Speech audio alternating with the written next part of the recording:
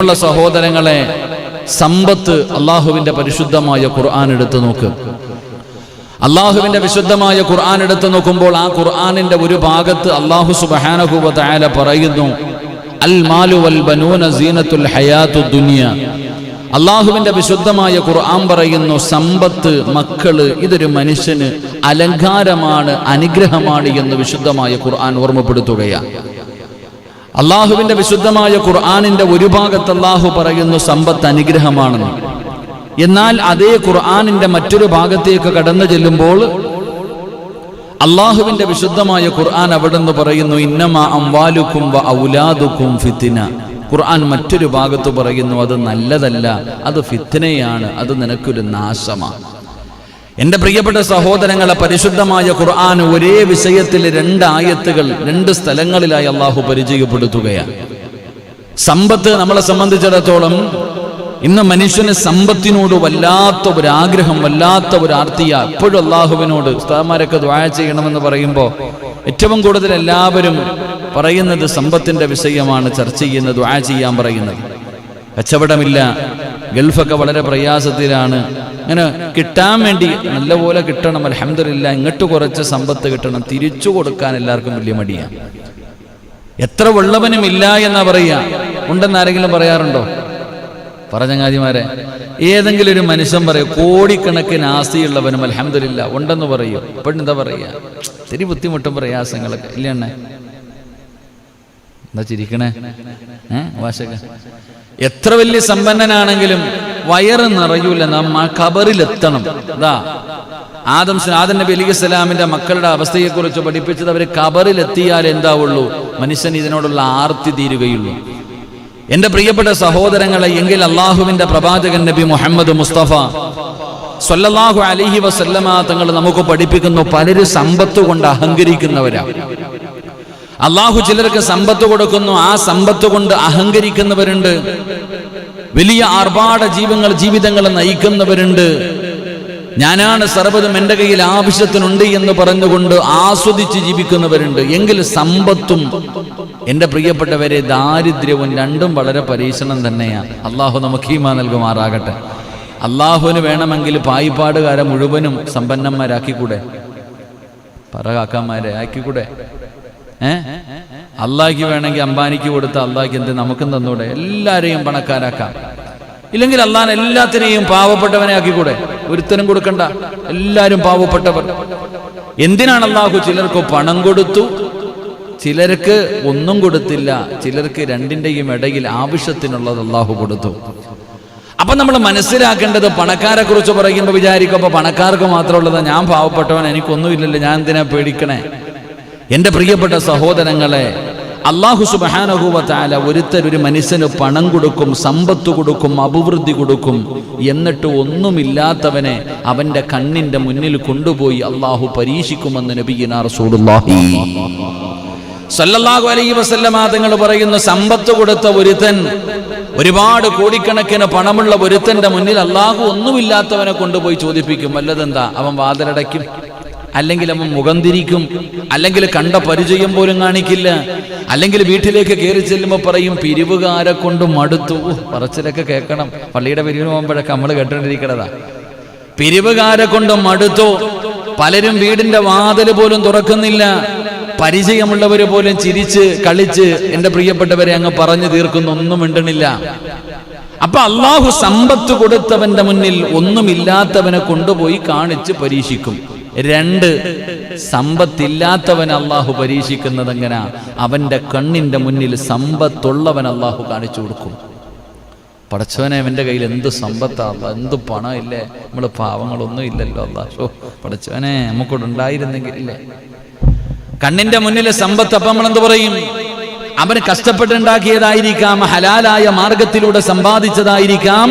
ഇപ്പം നമ്മൾ പറയും, പടച്ചവന് ഓൻ ആരെയോ പറ്റിച്ചതാ, അല്ലെങ്കിൽ എന്തൊക്കെ മോഷണവും മറ്റുള്ള പരിപാടികളും നടത്തിയിട്ട് കഞ്ചാവ് കച്ചവടം എന്തുകൊണ്ട്, കള്ള് കച്ചവടം ഉണ്ട്, അങ്ങനത്തതാ മറ്റേതാ മറിച്ചതാ.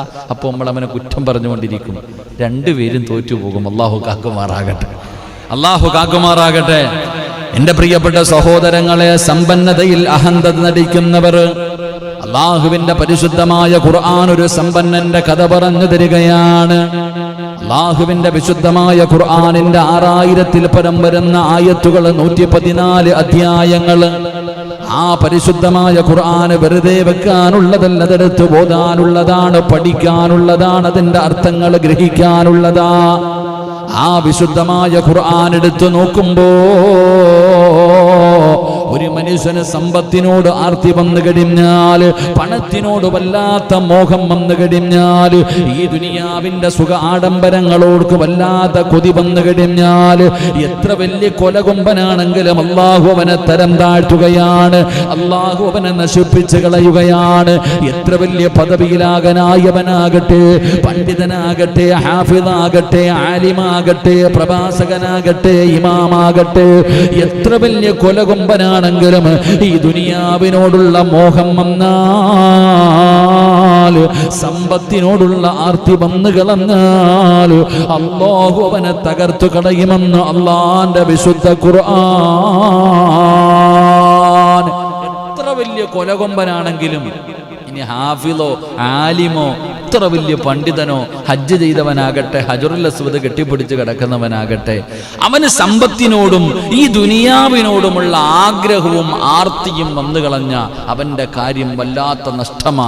അള്ളാഹു നമ്മളെ കാത്തിരക്ഷിക്കുമാറാകട്ടെ. മഹാനായ പ്രവാചകൻ സ്വല്ലല്ലാഹു അലൈഹി വസല്ലമ തങ്ങൾ പരിശുദ്ധമായ ഖുർആൻ അവിടുന്ന് കാറൂനിനെ കുറിച്ച് പരിചയപ്പെടുത്തുകയാണ്.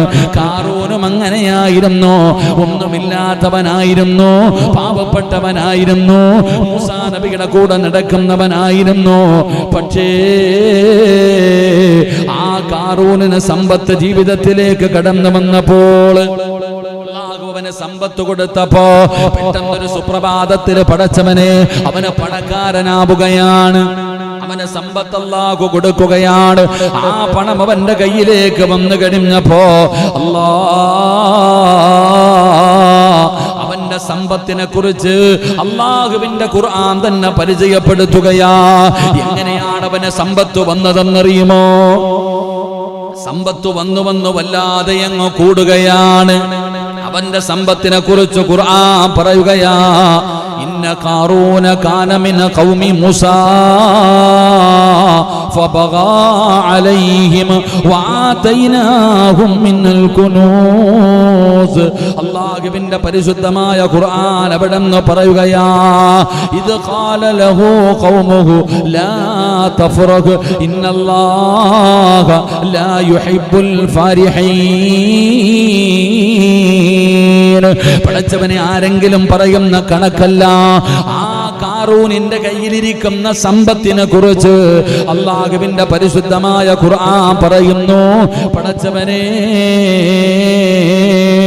അവന്റെ കയ്യിലിരിക്കുന്ന ഖജനാവിന്റെ താക്കോലുണ്ടല്ലോ, അവന്റെ ലോക്കറുകളുടെ ചാവികളുണ്ടല്ലോ, അവനവന്റെ പണം സൂക്ഷിച്ചു വെച്ചിരിക്കുന്നതിന്റെ താക്കോലുകൾ ചുമക്കാൻ എത്രയോ ജനതകൾക്ക് ചുമക്കാൻ, വലിയ വലിയ സംഘങ്ങൾക്ക് ചുമക്കാനുള്ള താക്കോലുകൾ പോലും അവന്റെ കയ്യിലുണ്ടായിരുന്നു എന്ന് അല്ലാഹുവിന്റെ വിശുദ്ധമായ ഖുർആൻ അവിടെന്ന് പറയുമ്പോ, എന്റെ പ്രിയപ്പെട്ടവരെ നിങ്ങൾ ചിന്തിച്ചു നോക്ക്.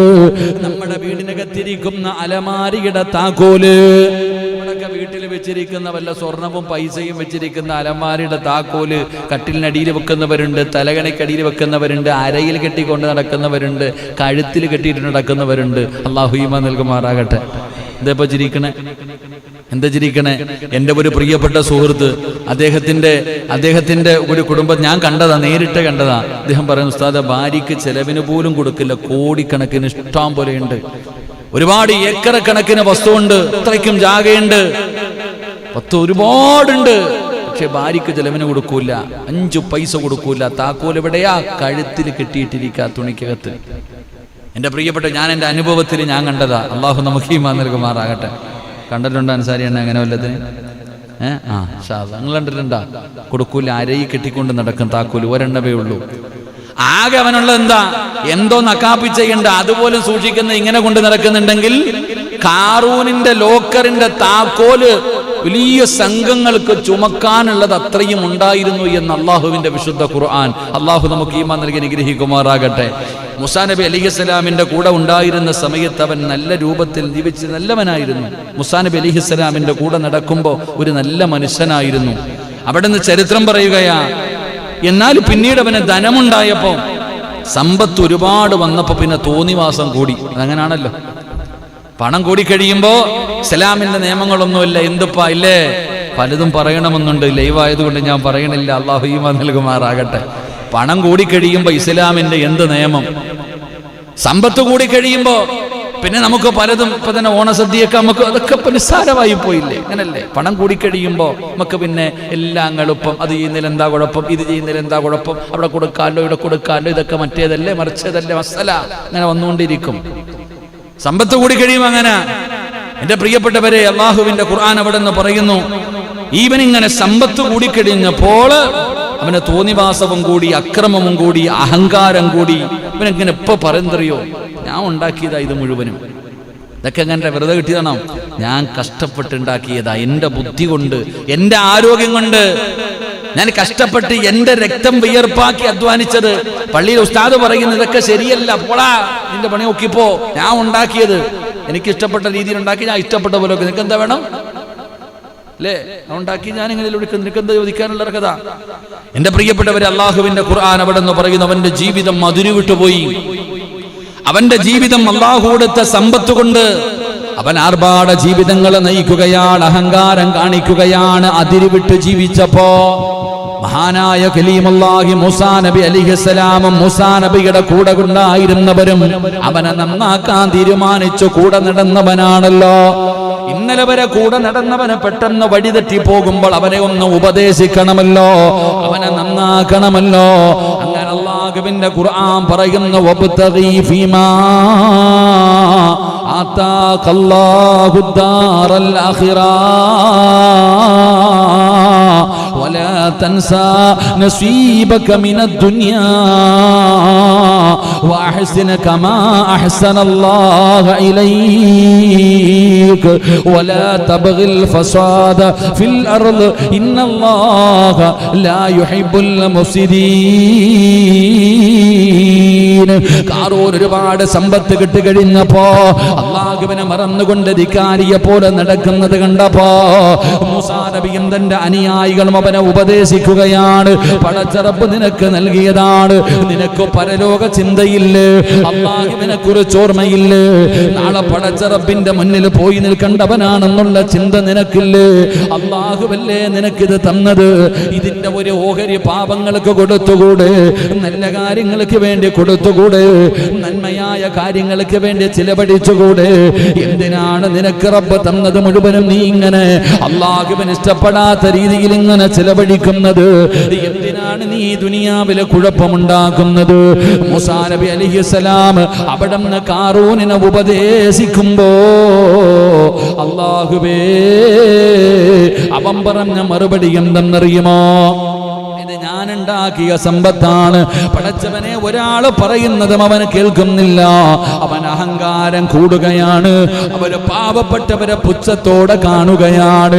അല്ലാഹുവേ, അവൻ സമ്പത്തിന്റെ ആർത്തി കാരണം, ആ സമ്പത്ത് അധികരിച്ചത് കാരണം ഒരു അഹങ്കാരിയെ പോലെ, ധിക്കാരിയെ പോലെ, ഒരാളുടെയും വാക്ക് കേൾക്കാതെ പടച്ചവൻ അവനിങ്ങനെ ദീപിക്കുകയാണ്. അല്ലാഹുവിനെ മതിമറന്നുകൊണ്ട് നടക്കുകയാണ്. ഖാറൂൻ ഒരു നന്മ മാത്രം ആഗ്രഹിച്ചുകൊണ്ട് ഉപദേശിച്ചവരാ.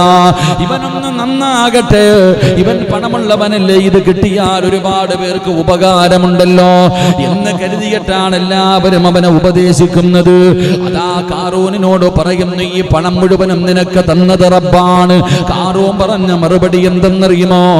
എന്റെ അറിവും എന്റെ കഴിവും കൊണ്ട് മാത്രമാണ് ഇതെനിക്ക് കിട്ടിയത്, അല്ലാതെ പടച്ച റബ്ബ് എനിക്ക് തന്നതല്ല. എന്റെ പ്രിയപ്പെട്ടവരെ, അവസാനം അവിടെ നിന്ന് പറയുകയാണ്, അവൻ ഉപദേശിക്കുന്നവരോട് മുഴുവനും അവനെ വാദിക്കുകയാണ്. അവരോട് മുഴുവനും പറയുന്നു, ഇത് എന്റെ കഴിവ് കൊണ്ട് കൊണ്ടുണ്ടാക്കിയതാണ്. എന്റെ പ്രിയപ്പെട്ട സഹോദരങ്ങള്, അവിടെ നിന്ന് ഖാറൂന് തള്ളിക്കളഞ്ഞപ്പോ, ധിക്കാരത്തിൽ അവൻ ഉറച്ചു നിന്നപ്പോ, സമ്പത്തിനാലും സംഗമനത്തിനാലും കാലം അഹങ്കരിച്ചവന് അല്ലാഹു നശിപ്പിച്ചത് എങ്ങനെയെന്നറിയുമോ? അല്ലാഹുവിന്റെ വിശുദ്ധമായ ഖുർആൻ പറയുകയാ, ഖാല ഇന്നമാ ഊതീതുഹു അലാ ഇൽമിൻ ഇൻദീ അവലം യഅലമു അന്നല്ലാഹ ഖദ് അഹ്ലക മിൻ ഖബ്ലീ. ഖാറൂൻ അവിടെന്ന് പറയുകയാണ്, എന്റെ കൈവശമുള്ള വിദ്യ കൊണ്ട് മാത്രമാണ് എനിക്കിത് ലഭിച്ചത്. എന്നാൽ അവന് മുമ്പ് അവനെക്കാൾ കടുത്ത സമ്പന്നന്മാരായ എത്രയോ പേരുണ്ട്. ഖാറൂനിനെക്കാളും പണക്കാരുടെ എങ്ങനെയാണ് അല്ലാഹു ഒന്നുമില്ലാതാക്കിയത് എന്നവന് ചിന്തിക്കുന്നില്ലല്ലോ. പരിശുദ്ധമായ ഖുർആൻ അവിടെന്ന് ഓർമ്മപ്പെടുത്തുകയാണ്, സമ്പന്നതയിൽ അഹങ്കരിച്ച അവന്റെ വിശ്വാസികൾ അവൻ വിശ്വാസികളെ പ്രകോപിപ്പിക്കുകയാണ്. അവനെ ഉപദേശിക്കുന്നവരവന് കളിയാക്കുകയാണ്, പരിഹസിക്കുകയാണ്. പടച്ചവനെ എന്നിട്ടവന് ചെയ്തതെന്തെന്നറിയുമോ? ഇന്നൊക്കെ ചിലര് കാണിക്കുന്നത് കാണുമ്പോ നമുക്ക് തോന്നുമല്ലോ, സമ്പത്തുള്ളവന് കാണിക്കുന്ന ഓരോ പ്രവർത്തനങ്ങൾ കാണുമ്പോ നമുക്ക് വല്ലാതെ അത്ഭുതം തോന്നുമല്ലോ. എന്നാൽ അല്ലാഹുവിന്റെ ഖുർആൻ പറയുകയാ, എല്ലാ ഖുർആൻ പറയുന്ന ഖാറൂനിനെ മൂസാ നബിയും തന്റെ അനുയായികളും അവിടെ ഉപദേശിച്ചു, റബ്ബ് തന്നതാടാ ഖാറൂനെ, ഈ പണം മുഴുവനും അല്ലാഹു തന്നതാണ്.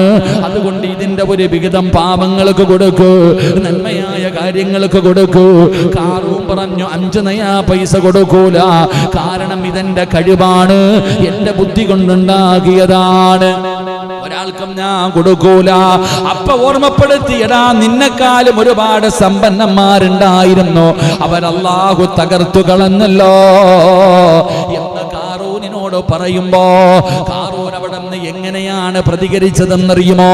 ഒരു പ്രകടനം നടത്തുകയാണ്, ഒരു ഘോഷയാത്ര നടത്തുകയാണ്. എന്റെ പ്രിയപ്പെട്ട സഹോദരങ്ങള്, അവനൊരു പ്രകടനം നടത്താൻ തീരുമാനിച്ചു. അവിടെ നിന്ന് ചരിത്രം പറയുകയാ, ഏറ്റവും വിലപിടിപ്പുള്ള വാഹനമാണ് കൊണ്ടുവന്നത്. ചരിത്രം പഠിക്കണം. ഇന്ന് പണത്തിന്റെ കൊഴുപ്പ് കാണിക്കുമ്പോൾ ചില കല്യാണത്തിനും ചില പരിപാടികൾക്കൊക്കെ ഏറ്റവും കൂടുതൽ മാത്രം ഉപയോഗിക്കും. ഹെലികോപ്റ്ററിൽ കൊണ്ടുവന്നിറക്കും, വലിയ വലിയ വണ്ടികൾ ഗൾഫിൽ നിന്ന് കൊണ്ടുവന്നിറക്കി നടത്താറില്ലേ? ഇവനെ എല്ലാവരും ഉപദേശിച്ച് കഴിഞ്ഞപ്പോൾ പള്ളിയിലെ ഖത്തീബ് ഇതൊന്നും ചെയ്യാൻ പാടില്ല എന്ന് പറഞ്ഞാൽ പള്ളിയുടെ മുന്നിൽ കൊണ്ടുവന്നതിന് ഇതൊക്കെ കാണിച്ചു തരുന്ന കാലമാണ്. അള്ളാഹു കാക്കുമാറാകട്ടെ. പണ്ടൊരു ഉസ്താദ് പള്ളിയിൽ പ്രസംഗിച്ചു, ഫ്ലക്സി ഫുട്ബോൾ കളിയുടെ സമയത്ത് ഫ്ലക്സ് കൊണ്ടുവച്ചപ്പോൾ ഇത് പാടില്ല, ഇത് ശരിയല്ല എന്ന് പറഞ്ഞ് നബിയുടെ ചരിത്രമൊക്കെ പറഞ്ഞു കൊടുത്തപ്പോൾ പിറ്റേ ദിവസം അതിനേക്കാളും വലിയ ഉസ്താദ് പറഞ്ഞാലും ഞങ്ങൾ വെക്കുമെന്ന് പറഞ്ഞ പോലെ അതങ്ങനെ.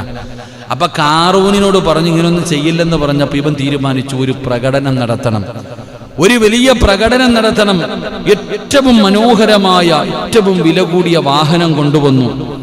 എന്റെ പ്രിയപ്പെട്ട സഹോദരങ്ങളെ, ഏറ്റവും വില കൂടിയ വസ്ത്രം ധരിച്ചു, ഏറ്റവും വില കൂടിയ വസ്ത്രം ധരിച്ചു. അത് മാത്രമല്ല എന്റെ പ്രിയപ്പെട്ട സഹോദരങ്ങളെ, ആ വസ്ത്രം ഇങ്ങനെ ഭൂമിയിലൂടെ വലിച്ചിടച്ചുകൊണ്ട് ഇങ്ങനെ നടന്നു ഖാറൂൻ. ഏറ്റവും കൂടിയ വിലപിടിപ്പുള്ള വസ്ത്രം ധരിച്ചിട്ട് അതിങ്ങനെ ഭൂമിയിലൂടെ വലിച്ചിടച്ചുകൊണ്ട് നടന്നു. അതുമാത്രമല്ല, അവന്റെ സമ്പാദ്യത്തിൽ ഇടാൻ പറ്റുന്ന അത്രയും സ്വർണങ്ങളും അവന്റെ ആർഭാടങ്ങൾ മുഴുവനും ആഭരണങ്ങൾ മുഴുവനും ശരീരത്ത് ധരിച്ചു. അല്ലെ, ചെരുപ്പ് വരെ സ്വർണം കൊടുക്കണില്ലേ കല്യാണത്തിന്? എന്തുകൊണ്ടാ ചിരിക്കണേ? ചെരുപ്പ് വരെ സ്വർണം കൊടുത്തവരില്ലേ കല്യാണത്തിന്? അപ്പൊ ഖാറൂൻ അവന്റെ സമ്പാദ്യം മുഴുവൻ, അവന്റെ പറ്റുന്നത് മുഴുവൻ എടുത്തിട്ടു. എന്നിട്ടിങ്ങനെ വസ്ത്രവും വലിച്ചിടച്ചുകൊണ്ട്, അത് മാത്രമല്ല അവന്റെ കിരീടം അവൻ തലയിൽ വെച്ചു, അവന്റെ തൊപ്പി അവൻ തലയിൽ വെച്ചു, വലിയ സ്വർണത്തിന്റെ കിരീടം. എന്റെ പ്രിയപ്പെട്ടവരെ, അവരിങ്ങനെ അതാ അംഗരക്ഷകരെ കൂട്ടുകയാണ്. പണമുണ്ടിയെങ്കിൽ പരിസരമ ജനനിബിഡമാ, കൂത്ത് തീർന്നാൽ കൂത്തുകാരം മാത്രമാ.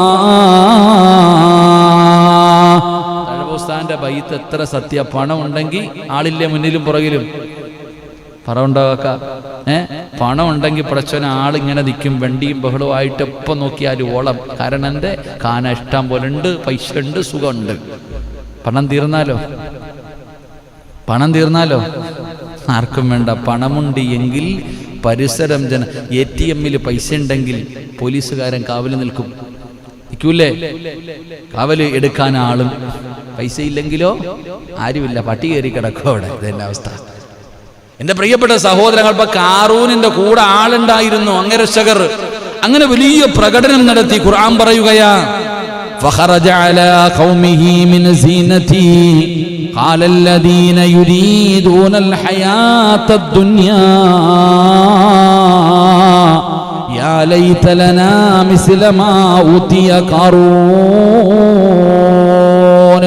അല്ലാഹുവിന്റെ പരിശുദ്ധമായ ഖുർആൻ പടന്ന് പറയുകയാണ്, ജനമധ്യത്തിലൂടെ ഖാറൂൻ ഇങ്ങനെ പ്രകടനം നടത്തുകയാണ്, പണത്തിന്റെ കൊഴുപ്പ് കാണിക്കുകയാണ്.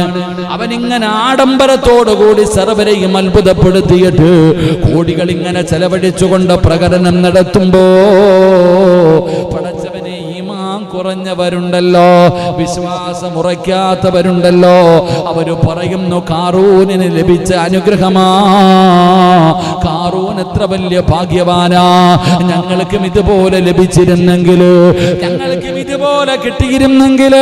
ഈമാനില്ലാത്തവൻ, വിശ്വാസമില്ലാത്തവൻ, അല്ലാഹുവിനെ കുറിച്ച് ചിന്തയില്ലാത്തവൻ അവൻ ഖാറൂൻ ഇങ്ങനെ പോകുന്നത് കണ്ടപ്പോ അവൻ പറഞ്ഞു, ഖാറൂനിന് അല്ലാഹു കൊടുത്ത അനുഗ്രഹമാ, എത്ര വലിയ ഭാഗ്യവാനാ, പടച്ചവനെ ഞങ്ങൾക്കും ഇതുപോലെ കിട്ടിയിരുന്നെങ്കിൽ എത്രയോ നല്ലതാ. ജനങ്ങൾ അവിടെ നിന്ന് ആശിക്കുകയാണ്, തീർച്ചയായും അവന് ഭാഗ്യമുള്ളവനാണ് എന്ന് ജനങ്ങൾ പറയുമ്പോ ഖാറൂനിന്റെ പ്രകടനം കണ്ടിട്ട് ജനങ്ങൾ അവിടെ നിന്ന് പലരും വിലയിരുത്തുമ്പോൾ ചില ആൾക്കാർ ഈമാന് കുറഞ്ഞു പോയവർ അവരിങ്ങനെ പറയുമ്പോ അല്ലാഹുവിന്റെ ഖുർആൻ അവിടെ നിന്ന് പറയുകയാണ്, വഖാലല്ലദീന ഊതുൽ ഇൽമ വയൽഖുസവാബുല്ലാഹ്. എന്റെ പ്രിയപ്പെട്ടവരെ, പരിശുദ്ധമായ ഖുർആൻ അവിടെ നിന്ന് വിലയിരുത്തുകയാണ്, പഠിപ്പിക്കുകയാണ്. പടച്ചവനെ, ഈമാനുള്ളവർ ക്ഷമയുള്ളവരാണ്. അവർ ഒരിക്കലും സമ്പത്ത് കാണുമ്പോ, അധികാരം കിട്ടുമ്പോ, ആള് കൂടുമ്പോ അല്ലാഹുവിനെ മറന്നു പോകുന്നവരല്ല, അവർ അല്ലാഹുവിനെ ധിക്കരിക്കുന്നവരല്ല, അവർ അല്ലാഹുവിനെ വഴിപ്പെട്ടുകൊണ്ട് ജീവിക്കുന്നവരാണ്. അങ്ങനെ പലരും പറയാൻ തുടങ്ങി, ഖാറൂനിനെ പോലെ സമ്പത്ത് ഞങ്ങൾക്ക് കിട്ടിയിരുന്നെങ്കിൽ. പിന്നെയും ആള് കൂടുകയാണ്. പടച്ചവനെ, അങ്ങനെ വിശ്വാസികൾ പോലും പറയാൻ തുടങ്ങുമ്പോ അല്ലാഹു അവനെ നിസ്സാരമാക്കി കാണിക്കുകയാ. അല്ലാഹു ചെയ്തതെന്തെന്നറിയുമോ? പണത്തിന്റെ പേരിൽ അഹങ്കരിക്കുന്ന മുസ്ലിമേ, അധികാരത്തിന്റെ പേരിൽ അഹങ്കരിക്കുന്ന മുസ്ലിമേ, ആൾബലത്തിന്റെ പേരിൽ അഹങ്കരിക്കുന്ന മുസ്ലിമേ, അല്ലാഹുവിന്റെ ഖുർആൻ പറയുകയാണ്, സമ്പന്നതയിൽ അഹങ്കാരം നടിച്ച ഖാറൂനിന്റെ പര്യവസാനം എങ്ങനെയായിരുന്നെന്നറിയുമോ? ഏറ്റവും കൂടുതൽ വിലയുള്ള വാഹനമെടുത്ത്, ഏറ്റവും കൂടുതൽ വിലപിടിപ്പുള്ള വസ്ത്രം ഭൂമിയിലൂടെ വലിച്ചടച്ച്, അല്ലാഹുവേ, തലയിൽ കിരീടം വെച്ചുകൊണ്ട് ജനങ്ങളെ മുഴുവനും വിളിച്ചു കൂട്ടിയിട്ട് നാട്ടുകാരെ കാണാൻ റോഡിലൂടെ ഷോ നടത്തിയ ഖാറൂനിന്റെ പര്യവസാനം എങ്ങനെയായിരുന്നെന്നറിയുമോ?